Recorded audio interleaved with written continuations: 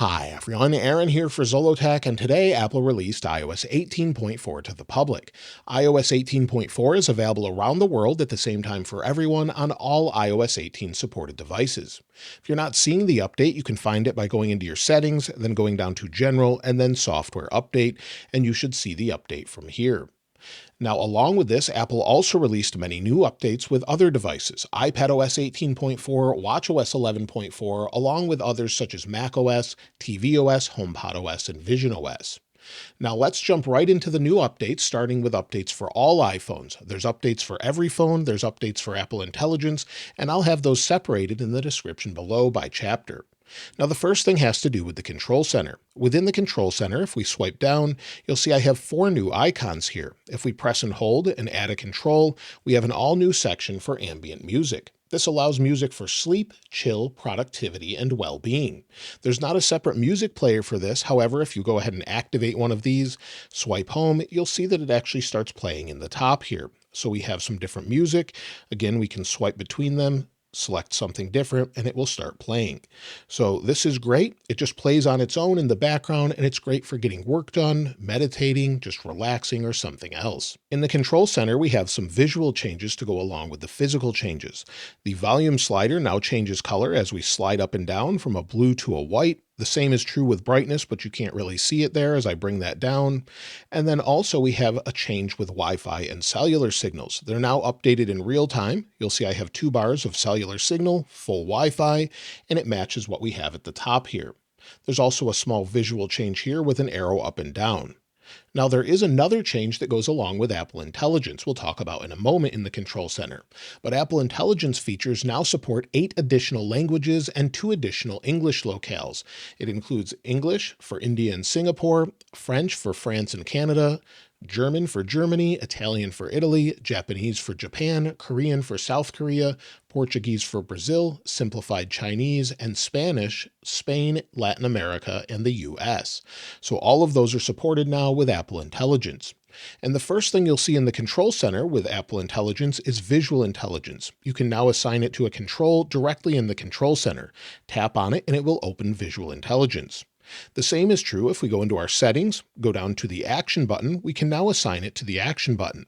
We have Visual Intelligence here, and this carries across to the iPhone 15 models as well. So you'll see I have an iPhone 15 in blue titanium, 15 Pro with the Action button, but no camera control. But again, we can go in and assign that, add it here, open it up in the iPhone 15 Pro or 15 Pro Max, or assign it to the Action button as well. Another change in the Control Center is a new Talk to Siri option. Tap on it, and then you can just talk. It's the same as though you held down the button on the side to talk to Siri.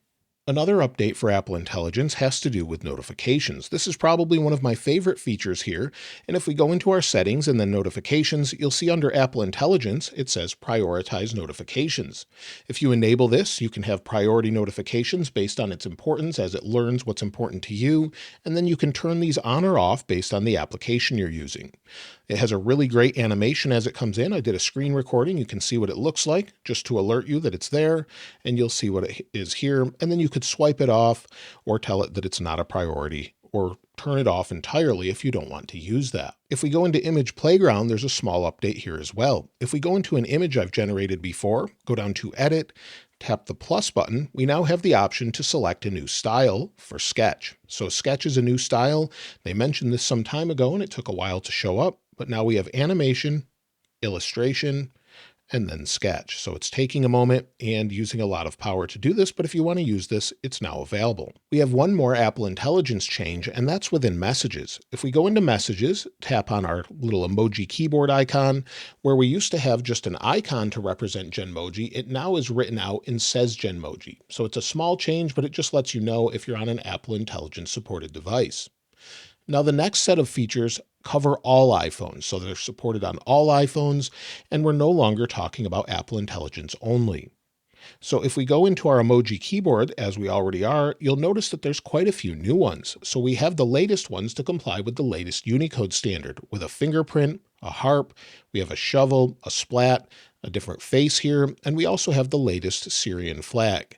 So these have all been updated with the latest version, and the emoji are updated to comply with the latest Unicode standard. We also have a new app that they've added. If you have an Apple Vision Pro, this is helpful. So you'll see there's a new Apple Vision Pro app. If we go into this, within the Apple Vision Pro app, it says My Vision Pro, and then it will show the latest things that are available on the Vision Pro. So there was a Metallica concert that's in 180-degree immersive video.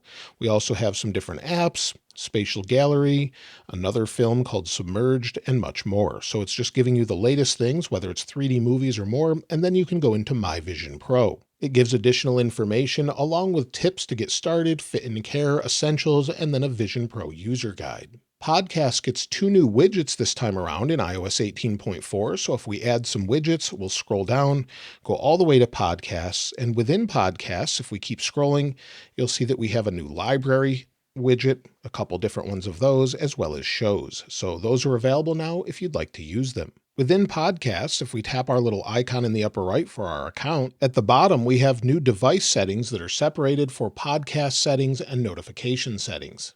Within settings, if we go down to our Siri settings or Apple Intelligence in Siri, depending on your device, and then go down to voice, we have some new Australian voices. So there's now 4. Let me go ahead and tap voice 1 so you can hear it. The colors of the sky fade with the setting sun. Voice 2. The colors of the sky fade with the setting sun. Voice 3. The colors of the sky fade with the setting sun. Voice 4. The colors of the sky fade with the setting sun. Again, under settings, if we go down to our apps, within apps, under default apps, there's some new options. Now this will change depending on where you're located in the world. For example, in the United States and all throughout the world, you'll have translation available. So you can now change the default translation app. If you're in the EU, you'll have the default option for navigation. So you'll have that here. If you have default apps, go into that. You'll see navigation as well, where you can change the different mapping applications. Apple has updated the privacy indicator when a microphone is active in iOS 18.4. If we go over into the voice memos, go ahead and hit record. We'll swipe home. You'll see that it's inside the dynamic island and then it moves outside. If we open up maybe the clock app, start a stopwatch, swipe home, you'll see that it's inside again, and now it will move to the outside of the clock or the stopwatch. So it's just a nice little animation they've updated to indicate when your microphone is in use. Within the Apple News app, if we go under Following, there's now a new food section. Within food, we have a recipe catalog, saved recipes that we've saved. We also have some options in the upper right to share them or copy a link. And then another option here for our catalog. We can select dinner, easy, vegetarian, dessert, or something else. And also if we go back, we can scroll down and you have a For You section along with news. If maybe we want to create this, we'll go into it. You'll see the contents here and it gives more information about it. But something else that I really like that they've done is if maybe we go down here, we'll see chocolate peppermint Swiss roll, go to the recipe. We now have the option to tap on cook. Under Cook, we have a whole new guide as far as directions and ingredients, so we can figure out what we need for the ingredients and then go into directions and scroll through similar to what we have with lyrics in Apple Music. So this is really nice with haptic feedback, and it's a whole new cooking guide or sort of ingredients section that you can put on your iPhone or iPad. Photos get some updates in iOS 18.4. If we go into Settings, scroll down to our Apps, and then go into our Photos settings, within Photos, we have a new option to show recently viewed and shared. So we can turn that off or turn it back on, and it says the recently viewed and recently shared album will appear under Utilities. Within the Photos itself, if we scroll down to Utilities, tap on Utilities, tap on Edit, we can now reorder any of the utilities. So maybe we want illustrations at the top, we can scroll up here and it has some nice haptic feedback to go along with that. Or maybe we just want recently saved at the very top. We can sort this however we'd like or just reset it to whatever it was default. So we'll go ahead and tap done and then go back. And if we scroll up to our photos themselves, we have some new sort options here. So in the bottom left, we can go in and sort, and under filter, you'll see that we have some different options for shared with you and not in album. If we go back, we have view options here as well. We can turn things on and off based on whatever we want to see. And if maybe we go into our albums themselves, within albums, we have the option in the upper right where we can sort these by date modified. So you have a bunch of new filtering and sort options all throughout Photos, so you can customize this however works best for you. Another thing that they've updated has to do with hidden photos being no longer included when you're importing to a Mac or a PC if using Face ID is enabled in the Photos settings. So they won't just show up there unless you want them to. If we go into the App Store, there's some updates here. So within the App Store, you'll see here in the App Store, we have Pokemon Go. Maybe I go ahead and download that. You'll see we now have the option to pause that or resume. So it's a nice little update there. And if we go into the game itself, maybe we'll go to the main game page, scroll down, we can see reviews that are updated by AI. So as we scroll down, you can see some of those. They show up from time to time. Other times they don't, but you can see AI generated reviews that are sort of summarizing many of the reviews together. So under ratings and reviews, you'll see the top one here. But again, you'll see AI generated ones from time to time just to summarize everything. If you use the Passwords app, within Passwords, if you're using a password that has two-factor authentication with a rolling code, you'll now see an indicator in the upper right that's a circle indicating when the code will change to the next one. If you use Apple CarPlay, I haven't seen this myself, but some people are seeing 3 different rows on some cars. Also, sports integration is there to allow for sports scores to show from the Sports app once Apple adds that. So you may start seeing different scores from things you're following pop up in CarPlay if you're using that. If you're using the Home application, it now supports Matter-compatible robot vacuums. So if you have one of those, you'll be able to add it and see it right in Apple's Home app using HomeKit. Within Safari, we get some updates as well. If we go over and maybe press and hold on an application where we can open it in the App Store, this dialog has changed. Now it just opens up a little option pane where we can open in Safari, open the App Store, copy the link, share, or save to Photos. We also have a new option when we tap in here, maybe we're searching for something, it shows our Google suggestions and search history right here. You can disable this within settings. So if you don't want to see this, you'll see I was searching for Duolingo app download. And if we go into settings, we'll go back over into Safari. So again, under our apps, under Safari, and within Safari options, you'll see show recent searches. If we turn that off, go back into Safari, tap to maybe search for something, it will no longer show what we've searched for. But if you want that, you can just turn it back on. Also in Safari, if we tap maybe on our options for the website, tap the 3 dots in the bottom right, under the 3 dots in the bottom right, we see connection security details. We can go into that and see additional details about the connection we have to whatever website we're visiting, and then we can see details as well. On the iPad, Apple has finally updated the Mail app to the latest version. This goes across to the Mac as well, but if we go to our options here, you'll see that we now have the primary inbox along with transactions. We have updates or promotions, and then we can see all mail. We can also change this back to the other style if we'd like with the list view. And there's some options to go along with this as well.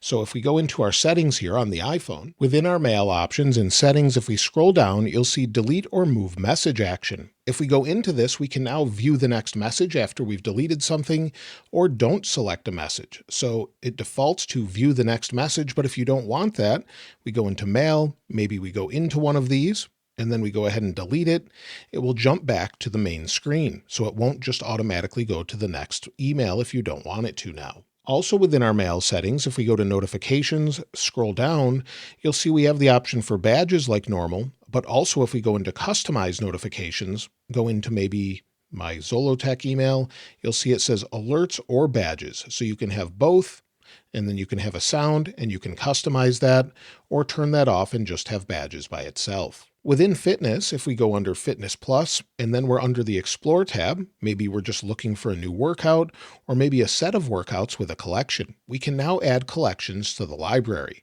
So under this collection, go ahead and hit the plus button, and you'll see it says Delete from Library, and you can see that under your library now. So under Library, if you want to save a collection, you now have the option to do that. Under the TV app, we have an update here where it says Play, and we have a plus button to add it that we might want to watch it later.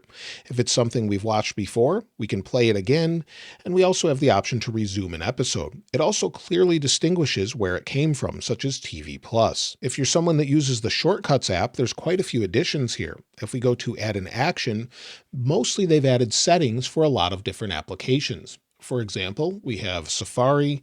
So if we go to Safari here, you'll see we can change Safari settings, tab layout, and more. So we have some options here, and we have a lot of different options. So close tab, create new private tab, and there's a bunch of different actions for different applications. So quite a few that have expanded to things such as books and notes. So if we go into maybe notes, You'll see we have notes settings. So again, books, notes, maps, reminders, calendar, voice memos, and weather. Within the Wallet app, they've changed this around a little bit. We have a new menu in the upper right to add a card, or we have a 3-dot menu here. We now can see orders, pre-authorized payments, and settings. Under pre-authorized payments, it shows anything that may charge you over time and when it's due. If you have the latest generation phone that has a camera control button, so the iPhone 16, 16 Plus, 16 Pro, or iPhone 16 Pro Max, we have some new options under camera. So under settings and then camera, under camera control, there's now a new menu specifically for launch camera. Within this, you'll find different applications that you can launch pressing the camera control button. So you can select whatever you might have, whether it's magnifier, Instagram, code scanner, camera, or something else. Now there's some updates Apple has added that you can't see specifically, but they could be helpful depending on where you live or what you're using. For example, they now support 10 new system languages, including Gujarati, Odia, Punjabi, Tamil, and some others. And then also, if maybe you have an Apple Vision Pro and you want to have someone else try it out that's nearby using guest mode, if they're on iOS 18.4 and the latest version of visionOS 2.4, you'll be able to bring it nearby and then they can set up guest mode that way, making it much easier. Also, Mac setup can be done wirelessly using your iPhone for your Apple ID once you bring it near if you're on the latest version of macOS 15.4 and iOS 18.4. So those are all available. And then there's a new age range selector when you're setting it up for the first time for a child. So if a child is 12 years or younger, you can select that. If they're a teen or adult, it makes it easier to set up if you're setting up a phone for someone else that's a child. There's a small change to the video player. So this is a video I recorded when I was comparing some iPhones. And one thing they've changed is the animations when you jump back 10 seconds or jump ahead. So there's just some small changes there. We also have something back that we've been wanting for quite some time. If you have an iPhone 15 series device, you now have the wallpaper back. So if we go into our wallpaper and under collections, you can see the wallpaper is back. So the wallpaper that coincides with the launch of the 15 Pro and 15 Pro Max or 15 and 15 Plus now show up. Unfortunately, they're not on the iPhone 16, so you won't be able to use them there, but they are on the 15 series. As far as bugs and bug fixes, well, Apple has only really mentioned one that has to do with screen time, but there are other bug fixes in here. For example, with screen time, they fixed an issue where app limits would persist even after a child uninstalls and reinstalls an app. So that should be resolved now. They haven't mentioned this, but it looks like the camera bug is fixed. So whether or not you're opening the camera from your home screen or from the lock screen, just tap and open, slide over, or maybe do that again and go into the camera this way. It looks like it's working properly this time. Throughout all of the betas, I have not seen where in the latest RCs where it's actually caused an issue and gone to a black screen. It looks like it's working as it should finally. Notifications seem to be fixed and scrolling smoothly and properly. You can clear them without an issue. And micro stutters seem to be gone. Now, it can take a few days for those to come back, but overall it looks like it's working properly. Apple CarPlay seems to be working properly, so when it's plugged in or connected wirelessly, it hasn't had an issue for me. I did have times in prior betas where it would just disconnect. It looks like Apple's fixed that. They did resolve quite a few issues for developers and things such as Wi-Fi, but they didn't mention it publicly for some reason. So it looks like a lot of issues are fixed, whether it's Wi-Fi connectivity, cellular issues, and others. They also updated security. Now, this isn't live at the time of this video. However, if you go to Apple's security website, I'll link in the description, you'll see the latest security updates. And there's always security updates anytime they do a major update. So that's definitely a good reason to install it. We'll talk about that in a moment. As far as overall performance, it seems to be pretty good. Throughout the betas, it seemed to get even better throughout all of the betas and then the RC and RC2. And the overall experience, whether it's ProMotion or just opening apps on even older phones, such as the iPhone 11, I haven't really seen any issues. You'll see it loaded there for the first time. If we go into maybe the camera on both of them, it seems nice and fast, no real issues, no issues with focusing or anything like that for me. And apps such as weather, this is Mercury weather, and then we have Apple's stock weather app. Everything seems to be performing as you would expect. As far as the overall heat, well, it does get a little bit warm. I can show you that with the thermal camera, but it's much cooler than what I saw with the previous public release. So let's take a look. So running iOS 18.4 on the iPhone 16 Pro Max, we're at about 34 degrees Celsius. And on the 15 Pro Max, since it's just sitting here idle, we're at about 29 to 30 degrees Celsius. So overall, quite good. It's just a little bit warmer since I've been holding on to this phone as well. As far as battery life, well, I've been using it full time for a little while now. If we go to battery health, you'll see I have 100% with 159 cycles. And if we go to the last 10 days, yesterday I had 3 hours and 38 minutes of screen active time, 2 hours and 46 minutes of screen idle time, and used about 70% of my battery. The day before was 2 hours and 56 minutes, and this is actually an improvement from what I had before. If we go back, you'll see I used, well, depending on the day, sometimes 3 hours of screen active time, others times just 2 hours, and used 50 to 70% of my battery. So it really depends on what you're doing, but it does seem like it's improved over the previous version. And I've seen that from many people in the YouTube community poll and the weekly follow-up that we do. And we'll talk about this version, the public version, in the weekly follow-up later in the week. As far as the overall storage, well, again, if we go into settings, we'll go back to general and then storage or iPhone storage, wait for it to load, scroll to the bottom. You'll see down at the bottom, iOS is taking up 19.46 gigabytes. That's because Apple Intelligence is taking up a little more space at 7.1 gigabytes. iOS is 12.36 gigabytes for a total of 19.46 gigabytes. If you're not using Apple Intelligence, it will be less, of course, but overall, it's just a little bit more to use those additional features. System data will go up and down. Sometimes this is 1 gigabyte, sometimes it's 40. It doesn't really matter, and it is cache data, but it's really nothing you need to pay attention to unless you're out of storage completely and can't update apps. As far as if you should install iOS 18.4, well, many people are saying it's better than iOS 18.3.2 or any of the previous versions for quite some time.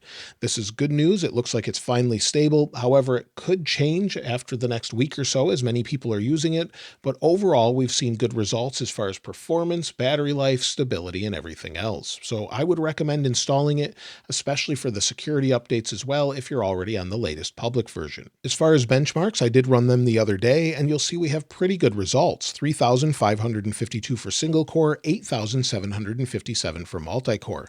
Some of the best results I've seen, and that's shown through the different performance and smoothness of the OS overall. So pretty good results overall.